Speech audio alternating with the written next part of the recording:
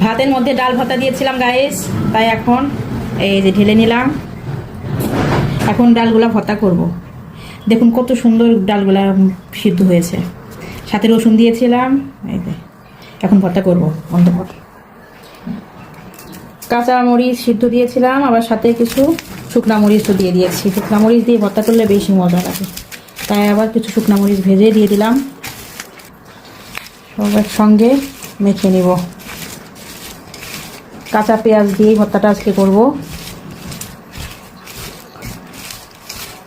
কাঁচা পেঁয়াজের ভর্তা আর ভাজা পেঁয়াজের ভর্তার মধ্যে দুই রকম টেস্ট। এখন দেখুন রসুনগুলা দিয়ে দিচ্ছি। এভাবে ভর্তার মধ্যে রসুন সিদ্ধ দিলে খুব ভালো লাগে, বিশেষ করে ডাল ভর্তার মধ্যে।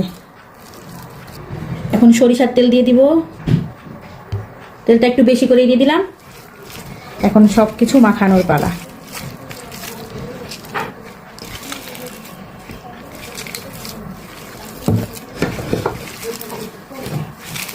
সুন্দর করে মেখে নিচ্ছি। তো ভর্তা মাখানো হয়ে গেল। এখন একদম গরম গরম ধোয়া ওটা ভাতের সঙ্গে খাওয়ার পালা। গাইস দেখুন, একদম গরম গরম ধোয়া ওঠা ভাতের সঙ্গে শুকনা মরিচ দিয়ে ডাল ভর্তা। ওহ কি যে মজা! তো আমি এখন ডাল ভর্তা দিয়ে ভাত মেখে খাবো। এই দেখুন, বিসমিল্লাহ।